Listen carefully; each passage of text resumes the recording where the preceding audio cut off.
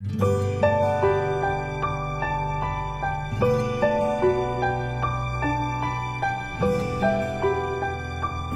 teman-teman, kembali lagi di channel Visario. Untuk beternak ikan cupang, ada hal-hal yang harus kita persiapkan. Yang pertama adalah kita harus punya indukan jantan dan juga kita harus punya indukan betinanya, teman-teman. Untuk usia indukan ini, saran saya sih minimal 5 bulan ya. Karena kalau indukan muda itu biasanya dia belum jago untuk kawin. Kadang suka makan telur, kadang suka makan anaknya, teman-teman. Jadi minimal banget itu usia si pejantan 5 bulan dan betinanya juga 5 bulan. Pilihlah ikan yang sehat ya. Ikan yang sehat adalah ikan yang nggak kuncup, terus dia aktif, bergerak terus. Keduanya harus sehat, jantan dan betinnya nggak boleh kuncup, dan juga harus lincah, teman-teman. Dan setelah kita memiliki indukan yang udah siap kawin, langkah berikutnya adalah siapkan wadah pijah seperti baskom, akuarium ukuran 30 sentian, atau ember atau semacamnya. Kalau saya di sini menggunakan baskom yang memiliki diameter kurang lebih 30 cm ya. Dan setelah itu kita masukkan air yang sudah diendapkan. Lalu tambahkan sedikit garam ikan. Sedikit garam ikan, masukin. Setelah itu masukkan daun ketapang, teman-teman. Untuk daun ketapang sendiri sifatnya nggak wajib ya, karena nggak pakai daun ketapang saya juga pernah bisa berhasil. Tapi keunggulan menggunakan daun ketapang itu adalah kalau kita ngawinin ikan cupang pakai daun ketapang, itu gelembung yang dibuat si jantan itu lebih maksimal, teman-teman. Langsung masukin aja. Lalu setelah itu kita masukkan ikan cupang yang jantan ke dalam wadah. Setelah itu kita masukkan ikan cupang betina ke dalam botol ya, botol bening, lalu ditaruh seperti itu. Proses ini dinamakan proses penjodohan, yang mana proses ini adalah supaya ikan cupang jantan itu nggak terlalu galak sama ikan cupang betinanya, teman-teman. Karena kalau ikan cupang kawin itu biasanya dia bakal dipukulin dulu betinanya. Tapi kalau dilakukan media penjodohan kayak gini sih, insya Allah ya, betinanya itu walaupun rusak tetap, cuma nggak terlalu parah gitu. Kalau nggak dilakukan penjodohan biasanya itu kadang bisa sampai siripnya hancur. Kadang pernah ada juga yang mati, teman-teman. Lalu setelah itu masukkan penguat gelembung. Jadi ikan cupang kalau kawin itu si jantan akan membuat sarang berupa gelembung. Dan supaya sarangnya atau gelembungnya itu nggak buyar, kita harus memerlukan media. Kalau saya pribadi menggunakan plastik bubble wrap yang saya bolongin tengahnya, supaya nggak ada udara nih, teman-teman. Soalnya kalau kita pakai plastik biasa dan nggak dibolongin, ada udara, itu bisa mengakibatkan telur akan naik dan nempel di tempat yang nggak ada airnya atau di sela-sela sini. Makanya ini saya bolongin jadi supaya nggak ada udara. Untuk media ini bebas ya, bisa pakai daun atau bisa pakai styrofoam yang dibolongin kotak gitu. Cuman kalau untuk pemula sih sebaiknya pakai styrofoam yang kotak gitu. Kalau nggak pakai plastik terus dibolongin tengahnya gini, teman-teman. Karena kalau pakai daun itu kadang kalau kita masih baru itu kita belum tahu ya ikannya tuh udah bertelur atau belum gitu. Jadi kalau kita pakai plastik yang dibolongin gini, ketika ikannya udah bertelur tuh kita bisa lihat, teman-teman. Dan langsung aja kita taruh di sini. Langkah berikutnya adalah letakkan wadah pijah ikan cupang di tempat yang sepi, supaya ikan ketika lagi kawin itu dia nggak terganggu, teman-teman. Oh iya, masa penjodohan ini dilakukan kalau saya pribadi 6-24 jam. Tapi saya seringnya sih 24 jam ya. Jadi supaya si jantan itu nyicil untuk buat gelembung dulu. Ketika langsung dituang, betinanya langsung nyamperin gelembung dan kawin, teman-teman. Oh ya, ini saya akan melakukan proses penjodohan 24 jam ya. Besok akan saya gabungin. Dan setelah itu langkah berikutnya adalah kita tutup wadahnya. Ini saya bolong-bolongin juga supaya tetap ada udara masuk ya.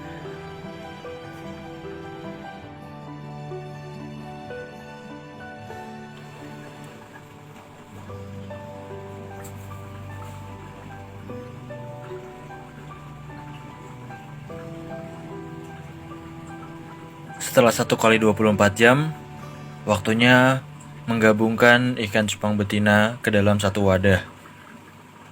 Karena di sini betinanya masih di dalam botol ya. Dan si jantan sudah membuat sedikit gelembung. Setelah digabungkan, biasanya ikan cupang akan kawin besok atau enggak lusa, teman-teman. Ini langsung tuang aja.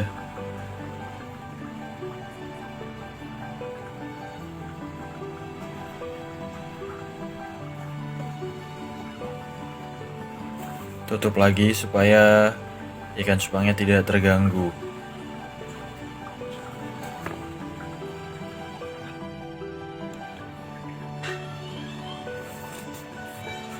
Hari kedua setelah digabungkannya ikan cupang betina, teman-teman, harusnya sudah bertelur ya. Karena kemarin saya lihat di hari pertama itu belum nelor, dan sekarang sepertinya udah nelor. Karena si jantan melindungi gelembung ini dari betina. Setiap betina mau mendekat pasti langsung dilindungi sama si jantan. Waduh, dikejar-kejar. Kasihan, sekarang mau saya ambil betinanya. Ini bisa dilihat juga ya, betinanya itu sekarang badannya nggak segendut waktu pas ditaruh ya. Terkadang ngambilnya ini agak susah nih, kita harus pelan-pelan supaya nggak ngerusak sarang yang dibuat si jantan. Ikan cupang betinanya sudah diambil. Setelah indukan cupang betina diangkat dari wadah pijah, letakkan ikan cupang betina ke dalam wadah yang tidak terlalu kecil ya. Kasih daun ketapang dan juga garam ikan, supaya luka-luka akibat perkelahian itu cepat pulih. Karena kalau ikan cupang kawin itu pasti ada sedikit perkelahian, teman-teman. Itulah kenapa dilakukan media penjodohan, supaya perkelahiannya tidak terlalu parah ya. Air ini kuning menggunakan air daun ketapang. Untuk luka akibat perkelahian dia tuh ada di sirip bawahnya nih, teman-teman. Sedikit ya.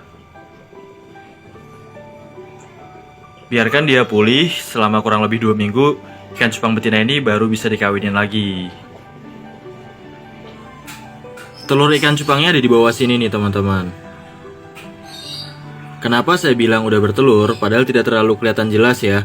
Bisa dilihat dari postur badan si ikan cupang betinanya. Karena ikan cupang betinanya itu udah nggak segendut waktu kemarin ditaruh. Dan ini gelembungnya yang dibuat si jantan lebat banget ya. Tadi pagi saya lihat telurnya di sini, cuma pengen saya videoin dia masih kawin ya, karena ikan cupang itu kalau kawin lumayan lama juga. Terus sekarang pas saya videoin telurnya nggak kelihatan nih, tapi saya yakin ini ada telurnya. Bisa dilihat dari sikap si jantan melindungi gelembungnya dan juga bentuk badan si betina, teman-teman. Selama saya ngawinin ini nggak dikasih makan ya, dikasih makannya nanti ketika burayaknya udah bisa berenang secara normal ya, kurang lebih umur 3 atau enggak 4 hari, teman-teman. Dan telur ini akan menetas setelah 1 kali 24 jam. Berarti besok ya netasnya, besok malam.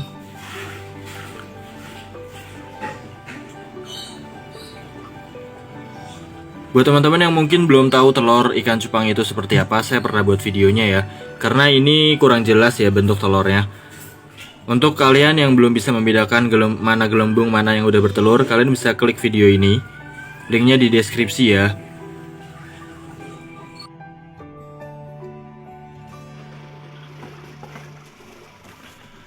Setelah 1 kali 24 jam, telur ikan cupang menetas. Cuma anakannya masih disembunyikan oleh si pejantan di bawah-bawah gelembung ini. Bisa dikatakan menetas ketika di bentuk telur itu ada hitam-hitam seperti menyerupai mata, teman-teman.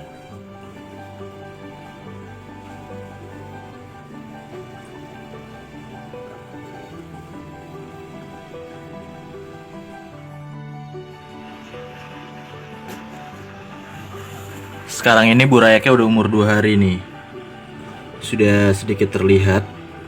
Itu dia. Tapi burayaknya ini belum nyebar ya. Jadi masih sebagian besar di bawah gelembung sini, teman-teman. Yang kelihatan yang di sini nih. Kelihatan beberapa ekor aja. Sisanya ada di bawah gelembung.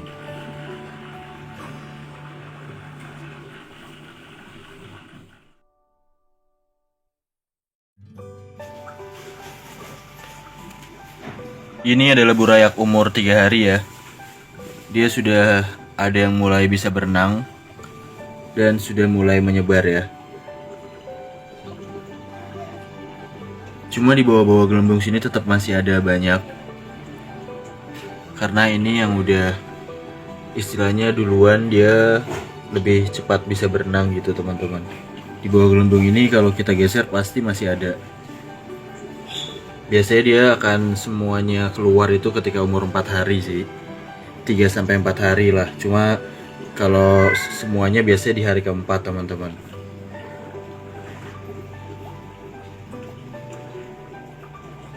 Indukannya waspada, dia bolak-balik ya.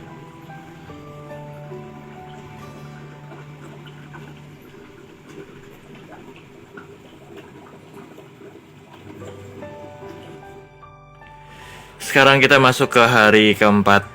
Umur burayak udah 4 hari ya, maksudnya gitu. Kemarin di hari-hari sebelumnya itu burayaknya nggak terlalu kelihatan banyak. Di hari ketiga hanya kelihatan beberapa aja ya. Harusnya sih sekarang udah burayaknya udah kelihatan banyak dan udah mulai berenang menyebar gitu. Sekarang coba kita lihat ya. Dan itu dia burayaknya teman-teman, alhamdulillah banyak banget ya. Tuh.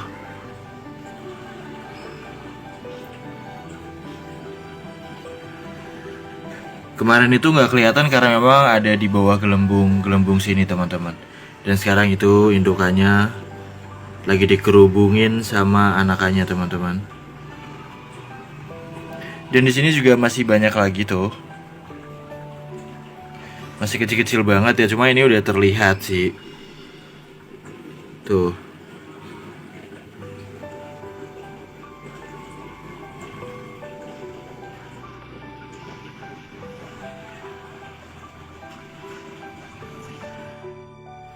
Ketika burayak ikan cupang sudah muncul semua di permukaan secara menyebar, bisa diberi makan menggunakan Artemia teman-teman. Ini Artemia kultur ya, buat yang nggak tahu Artemia, saya pernah buat videonya. Kalian bisa langsung klik aja di deskripsi. Dan untuk cara kulturnya juga saya ada videonya, nanti saya taruh di deskripsi. Dan untuk mendapatkan Artemia ini gampang banget ya. Jadi Artemia ini tuh awalnya berupa telur dan kita kultur sendiri. Ini Artemia Supreme ya, yang kultur. Ukurannya sangat kecil banget, jadi pas banget untuk mulut burayak. Untuk umur 4 hari sampai 2 minggu saya kasihnya sehari 1 kali ya.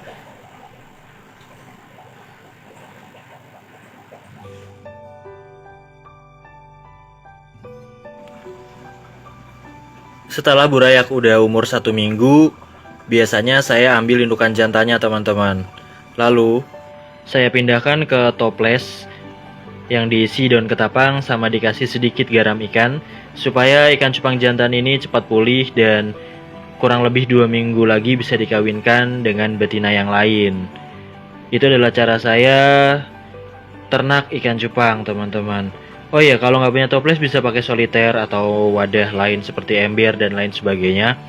Tapi pastikan wadahnya itu jangan terlalu kecil ya, supaya ikan itu sehat.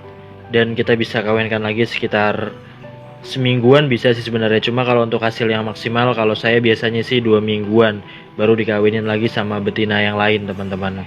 Atau betina yang sama juga boleh sih. Yang penting betinanya itu udah full telur ya. Dan untuk burayaknya sendiri bisa dituangkan ke wadah pembesaran. Jangan lupa di tempat wadah pembesarannya itu dikasih kutu air terlebih dahulu. Nah, ini wadah pembesarannya sudah saya kasih kutu air ya. Jadi kutu air ini saya diamkan kurang lebih sampai 1 hari supaya dia tuh bisa membelah-belah diri dulu dalam ukuran yang lebih kecil ya. Karena ini kan ukurannya masih gede-gede dan ini nggak muat untuk mulut burayak yang umurnya itu masih 1 mingguan teman-teman. Untuk pakan burayaknya tetap setiap hari saya kasih Artemia. Jadi kalau kutu air ini berkembang biak yang anakannya kecil banget, baru dimakan sama burayaknya teman-teman. Untuk pakan utamanya tetap Artemia ya. Dan ini airnya saya kasih daun ketapang.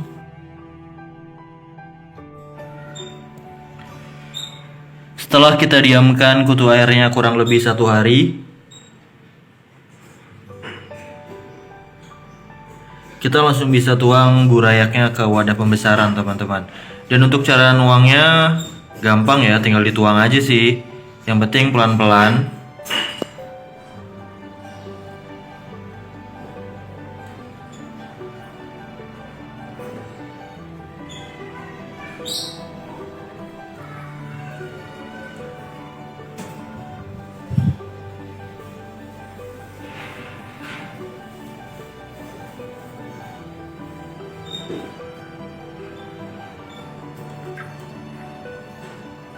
Pastikan baskom yang dituang tidak ada yang tersisa burayaknya ya. Kalau ada yang tersisa berarti dikasih air lagi sedikit baru kita tuangin teman-teman. Karena sayang dan kasihan kalau ada yang tersisa beberapa ekor di wadahnya teman-teman.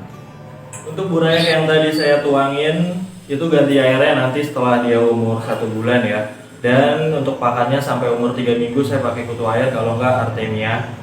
Setelah 3 minggu ke atas biasanya saya kasih makan cacing sutra ya, untuk mengejar size supaya cepat gede. Bisa juga sih diselingin pakai jentik nyamuk, karena kalau keseringan pakai cacing sutra bikin badannya gemuk dan pokoknya postur badannya kurang bagus. Jadi sebaiknya sih jangan terlalu banyak menggunakan cacing sutra di umur 2 bulan ke atas ya. Bisa pakai kutu air atau enggak pakai broodwort, atau enggak bisa pakai pelet juga sih kalau nggak ada pakan hidup teman-teman. Cuma lebih baik sih pakai pakan hidup ya. Dan ikan cupang kalau dirawat dengan benar itu bisa dipanen umur 3 atau enggak 4 bulan. Itu kita bisa jual-jualin teman-teman. Jadi itulah cara saya berternak ikan cupang. Ya mungkin setiap breeder atau penghobi memiliki caranya sendiri-sendiri ya. Jadi bebas ya kalian mau ikutin cara yang mana gitu. Kalau saya sih biasanya caranya gitu. Ya saya rasa videonya cukup sampai di sini. Kalau kalian suka dengan video ini jangan lupa klik tombol like. Kalau mau tanya sesuatu komen di bawah. Jangan lupa support channel ini dengan cara klik tombol subscribe. Dan juga follow akun Instagram saya di @mifsarium. Dan sampai jumpa di video berikutnya.